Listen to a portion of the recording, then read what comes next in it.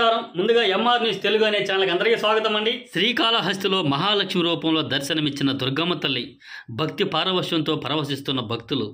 వివరాల్లోకి వెళ్ళినట్లయితే, శ్రీకాళహస్తీశ్వర స్వామి దేవస్థానానికి అనుబంధ ఆలయంగా ఉన్న కనకాచలంపై వెలసి ఉన్న దుర్గాదేవి దసరా నవరాత్రులలో భాగంగా అంగరంగ వైభవంగా పూజలు జరుగుతున్నాయి. ఈ నవరాత్రులలో 5వ రోజైన శుక్రవారం నాడు అమ్మవారు మహాలక్ష్మీదేవి అలంకరణలో భక్తులకు కన్నుల పండుగగా దర్శనమిస్తున్నారు.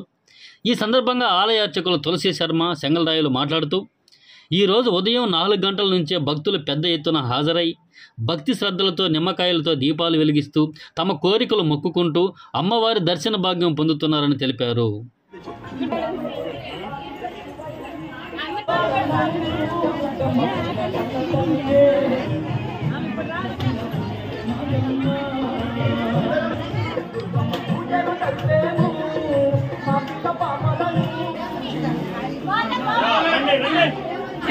कैलासवासी भगवान श्रीकाళहస్తీశ్వర नित्यकल्याणं करुणामय श्री ज्ञानप्रसाद समेत శ్రీకాళహస్తీశ్వర స్వామి వారి దేవస్థానం అనుబంధాలైనటువంటి కనకాచలం పైన వెలిసి ఉన్న శ్రీ కనకదుర్గ అమ్మవారి దేవాలయం.